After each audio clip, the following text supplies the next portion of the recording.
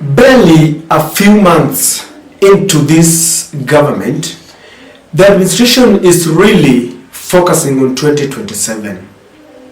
And there is this culture where leaders are now posing as if they are defending the rights of their community, or they are moving around trying to unite all the leaders around themselves to focus on 2027. Eden Duale recently defended the rights of the Muslim leaders, and it has really sparked a lot of debate. Rigathi Gachagua recently talked very vehemently and opposed the idea of Sakaja evacuating their vehicles and buses from the CBD. And I have also seen Musalia Mudavadi trying to unite all the leaders from Mulembe around himself. As this is happening, one question is lingering in the minds of many experts. When will they get time to focus on the promises that they gave to Kenyans? There also seems to be a very cold war among the Kenya Kwanza leaders on who really will deputize William Samoei Ruto in 2027.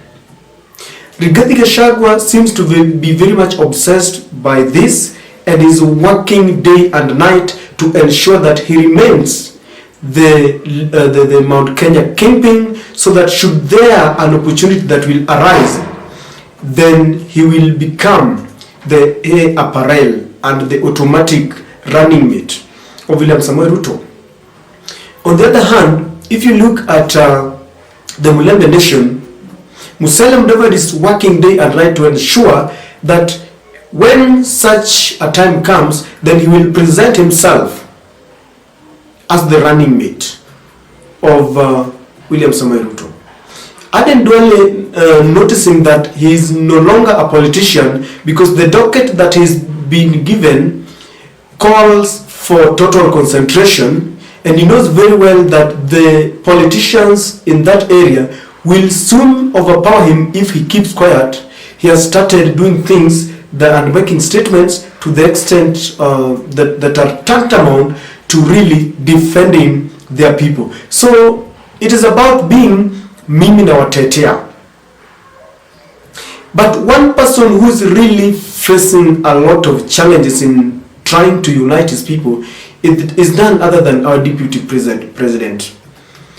Barely a day after the Mount Kenya Council of Elders endorsed him as the ultimate Kikuyu Kingpin, he's facing opposition from certain quarters in Central, led by Murithi Wakangata, who is the Kirinyaga Jubilee Party chair.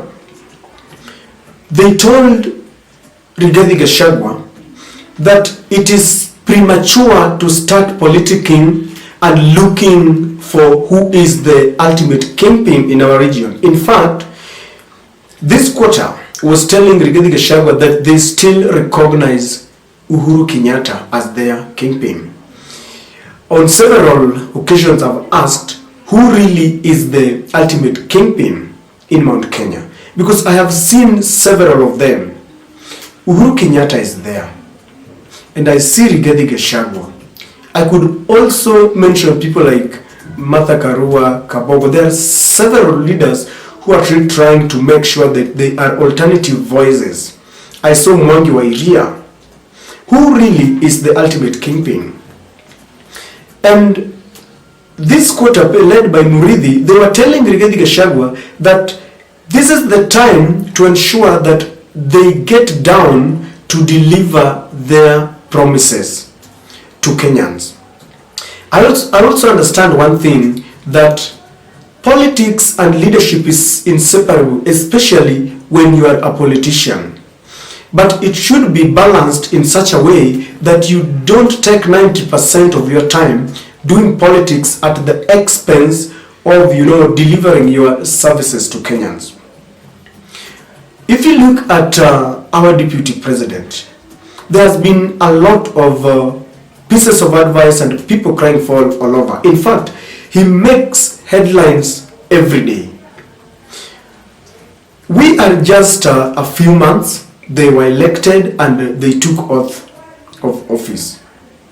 And it's being told, get down to work, because come 2027, the scorecard will be there for everyone to read.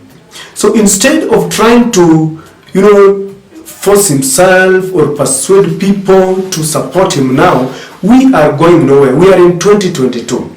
We still have about 3-4 years before we get to 2027. And those who will contest for several political positions will have two categories. We will have newcomers who want to displace those who have been in power. For the newcomers, they will be telling people what they want to do. But those who have been elected in 2022, they will have to present their development record against what they promised Kenyans.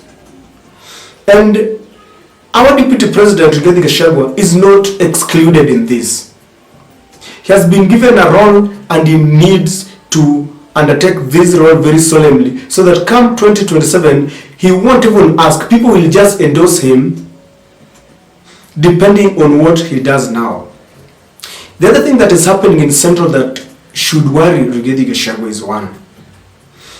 If you want to become an ultimate leader, if you want to assume that role of leadership, you must ensure that you gain the support of almost all the leaders. Look at William Samoei Ruto. William Ruto now has pronounced himself as the undisputed kingpin in Rift Valley. Why? All those who tried to wrestle power from him, people like Isaac Ruto and Alfred Keter, Gideon Moi, have fallen by the wayside. And I think this is exactly what Rigathi Gachagua wants to do. Look at Raila Amolo Odinga. He has built that empire, that political empire in Nyanza, and he has spread his wings to Coast, Western, in Nairobi. And if there's one thing that someone must tell our Deputy President is that it does not happen within a day. For you to build your political empire, you must have a strategy. It cannot happen within a night. Raila Amolo Odinga has taken several years to become the ultimate kingpin in Nyanza. William Ruto did not start yesterday. He realized that there was a vacuum in when Moi retired from politics, and he assumed it. So if you calculate from that time, 2002 up to date, you realize that he has taken his time to build that political empire. But I'm looking at Rigathi Gachagua. He wants to become this empire overnight. Now, one of the things that angered the Jubilee leadership was the recent talks where he invited Uhuru Kenyatta to join UDA. And they felt that this is the height of looking down on the former president. Why? Immediately they took over power, he did not realize that we were past campaigns. And he kept on saying that it is the Uhuru administration who messed up our economy. And he kept on this kind of negative name calling so much that those who are supporting Uhuru Kenyatta got pissed off. Then all of a sudden, even without any apologies, he is now calling Uhuru Kenyatta to join the UDA. You know, Uhuru Kenyatta is one who has got his party. He must be respected because he's got a good following, despite the fact that he's no longer holding any political office. So they felt that Rigathi Gachagua should change his strategy if he wants to endear himself to the Mount Kenya fraternity. It is not lost on us that Mwangi wa Iria is trying to point a finger to the office of Rigathi Gachagua for the woes that are bedeviling his family. He's saying that his wife is being accused is being accused of some corrupt cases, and he feels that this is Rigathi Gachagua who's trying to intimidate him because he's an alternative leadership in Mount Kenya. So he feels that it's either Rigathi Gachagua wants to topple him and finish him completely, or he wants him to come to his basket. I saw people like Kimemia have given in, and they seem to be warming up to come to Rigathi Gachagua. So he must change his strategies. Number 2, when you become a political kingpin in one region, you must start expanding your thoughts, not to become just a leader of your ethnic group. Look at William Ruto. He entrenched himself from Rift Valley, and now he's controlling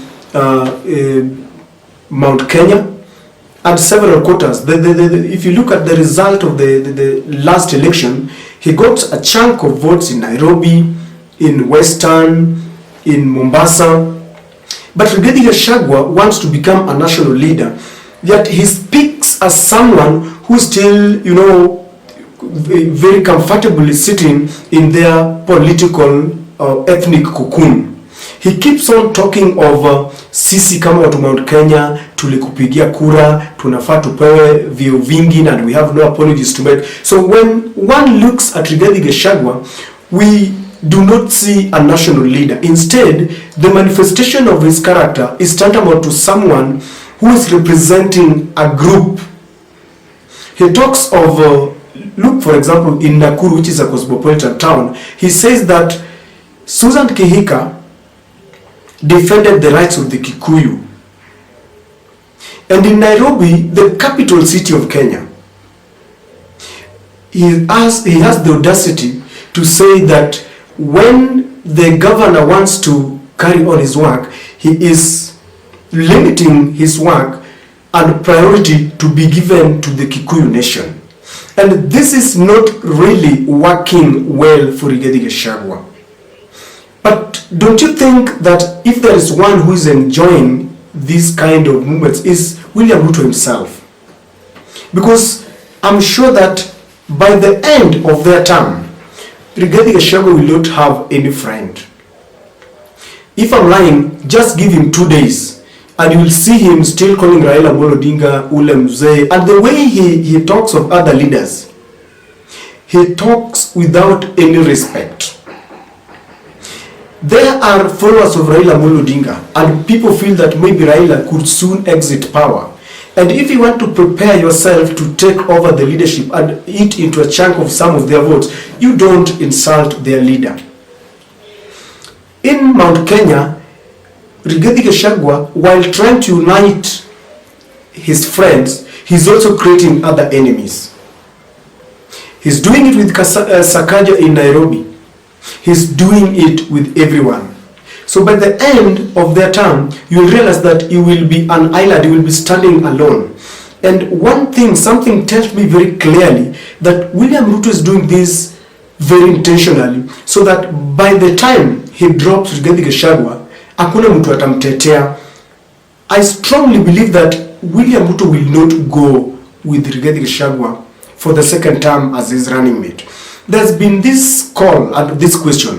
What do you think will happen if Rigathi Gachagua is dropped? Do you think the Mount Kenya electors will not vote because Rigathi Gachagua is dropped? I believe they will still vote. And William Ruto will not be worried once he's got a strong alternative, maybe like Mudavadi. So I want to finish by saying that in as much as all the leaders want to unite their people, in as much as they want to portray themselves as people who are fighting and defending the rights of their ethnic groups, let us not forget that Kenya has got over 40 communities. We only have one deputy president, akitetea wa Kikuyu. Does it mean that kila kabila lazima wawe na deputy yao? We must also come to realize very fast and very urgently that this is not time for politics. We need to work. Then come 2027, kazi yako itakutetea. That is all. Kazi yako itakutetea. This kind of politics does not really augur well for us, ladies and gentlemen. What do you think? That is my take.